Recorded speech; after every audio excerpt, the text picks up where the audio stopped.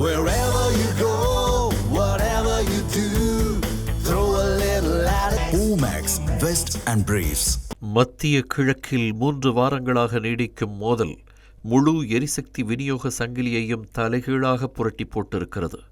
Israel Iran போர் உலகளவில் எரிவாயு விநியோகத்தை கடுமையாக பாதித்துள்ளது. இது பேரழிவோடு ஒப்பிடும் வகையில் எரிவாயு நெருக்கடி என்ற சூழலை நோக்கி சென்று கொண்டிருக்கிறது.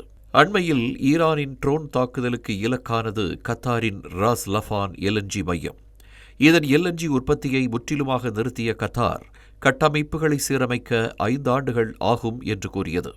ஆலையின் 2 உற்பத்தி மையங்கள் சேதமடைந்ததன் விளைவாக 12.8 மில்லியன் டன் எரிவாயு உற்பத்தி பாதித்துள்ளது.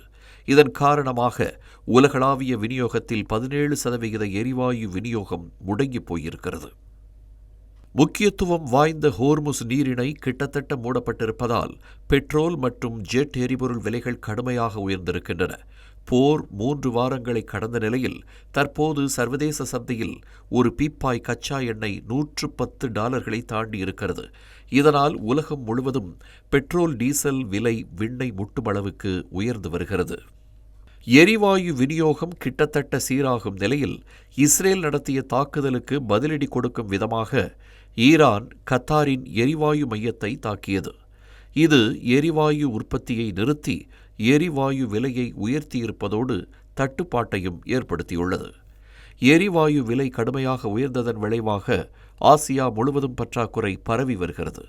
தொழில்துறையில் மந்தநிலை மின்சார உற்பத்தியில் நெருக்கடியையும் ஏற்படுத்தியிருக்கிறது. அது மட்டுமன்றி எரிவாயு தட்டுப்பாடு உலகம் முழுவதும் ஒவ்வொரு வீட்டின் சமையல் அறைகளிலும் எதிரொலிக்க தொடங்கிவிட்டன. ஹோட்டல்கள் உணவகங்களில் உணவுப் பொருட்களின் விலையும் உயர்ந்து வருகிறது. எரிவாயு இல்லாமல் மின் உற்பத்தி நிலையங்கள் உற்பத்தியை குறைக்கும். உர மற்றும் ஜவுளி தொழிற்சாலைகள் மூடப்படும் அபாயமும் உருவாகியிருக்கிறது. ஆசியாவின் மற்ற பகுதிகளிலும் இதே நிலைமைதான் அரங்கேறி வருகிறது. உர ஆலைகள் முதல் கண்ணாடி தொழிற்சாலைகள் வரை பொதுவாக தொழில்துறை செயல்முறைகளுக்கு திரவ இயற்கை எரிவாயு பயன்படுத்தப்படுகிறது. இது ஏழை நாடுகளுக்கு மட்டும் ஒரு பிரச்சினை அல்ல. 6 மாத கால முடக்கம் என்பது எரிவாயு விலைகள் 2022 காணப்பட்ட உச்சத்தை எட்டினால் ஐரோப்பா மற்றும் ஆசியாவில் உள்ள வளர்ந்த நாடுகளும் உற்பத்தியை குறைக்க வேண்டிய அழுத்தத்தை எதிர்கொள்ளும் என்கிறார்கள் ஆய்வாளர்கள். ஒரு நீண்டகால போரால் ஏற்படும் தொடர் விளைவு 2022 ஆண்டு ஏற்பட்ட எரிசக்தி நெருக்கடியை விடவும் குறிப்பிடத்தக்கதாக இருக்கலாம்.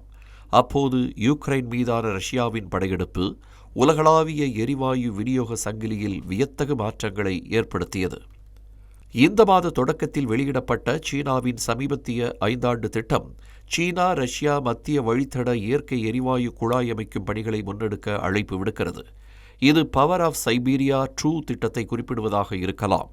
சமீப காலம் வரை விநியோகத்தை பன்முகப்படுத்துவதில் நீண்ட காலமாக அதிக அக்கறை கொண்டிருந்த பெய்ஜிங்கை விட மாஸ்கோ இத்திட்டத்தை மிகுந்த ஆர்வத்துடன் முன்னெடுத்திருந்தது.